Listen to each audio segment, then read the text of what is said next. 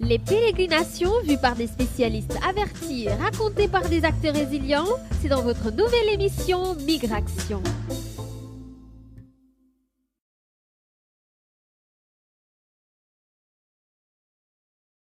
Quand tu es dans ton pays, tu penses que quand tu arrives au Maroc, tout est sur un plateau d'or. Maintenant, quand tu viens, tu vois les vraies réalités. Tu vois que tu dois payer la maison, tu dois payer les factures, tu dois payer l'eau. Et quand tu vas à l'école, l'argent ne suffit jamais parce qu'à la fin du mois, il faut payer l'école, le déplacement. Donc, quand ça arrive à la fin du mois, tu n'as plus rien. Mais ce n'est pas comme au pays. Au pays, tu peux rentrer à la maison, aller manger la nourriture de maman et papa. Mais quand tu es à l'étranger, c'est compliqué. Il n'y a personne. Donc, tu es livré à toi-même.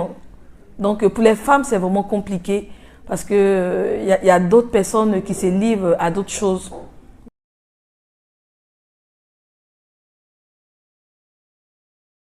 Après les études, j'ai cherché vraiment des centres pour pouvoir travailler. Et là-bas, je suis arrivée, je suis restée, j'ai fait environ une année là-bas, en train de travailler. Mais le salaire est vraiment compliqué parce qu'on te promet des choses au début et à la fin, par mois, ce n'est pas ce que tu reçois. Donc, tu peux travailler pour un projet. Je prends un exemple d'au moins 4 000 dirhams. Arrivé à la fin du mois, on te dit non, que tu es payé 3 000. Ou souvent, mais tu reviens à 2500. Parce qu'ils vont te donner des prétextes qui n'ont rien à voir avec ce qu'ils t'ont dit dès le départ. Donc, étant femme, c'est vraiment compliqué de pouvoir travailler. Parce que tu n'es pas vite insérée dans le milieu.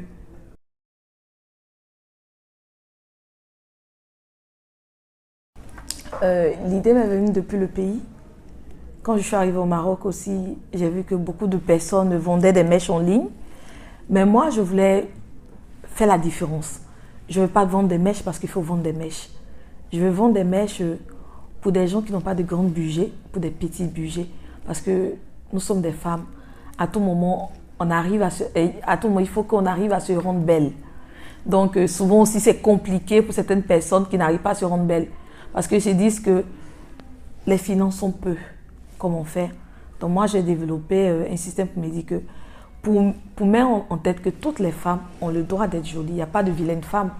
Donc, il faut un projet pour que les femmes puissent se mettre en valeur.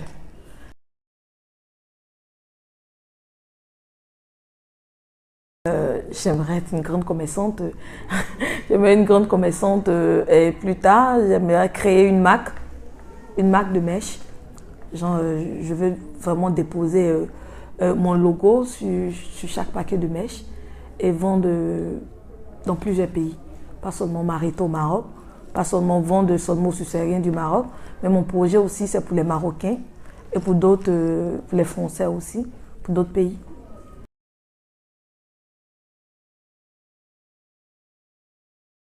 La situation des femmes dans ce pays, c'est vraiment compliqué, c'est vraiment difficile aussi parce que d'abord, on nous demande le séjour, la carte de séjour pour pouvoir travailler.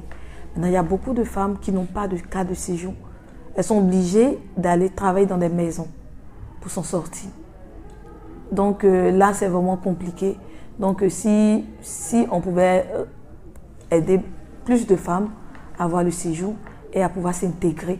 Et aussi plus de femmes aussi, et si plus d'associations pouvaient venir aussi vers les femmes pour pouvoir les aider aussi à pouvoir se développer parce qu'il y a beaucoup de femmes aussi qui ont des enfants qui n'ont pas de toit, qui n'ont rien. Donc vraiment que plus d'associations viennent vers les femmes pour essayer de les faire intégrer aussi.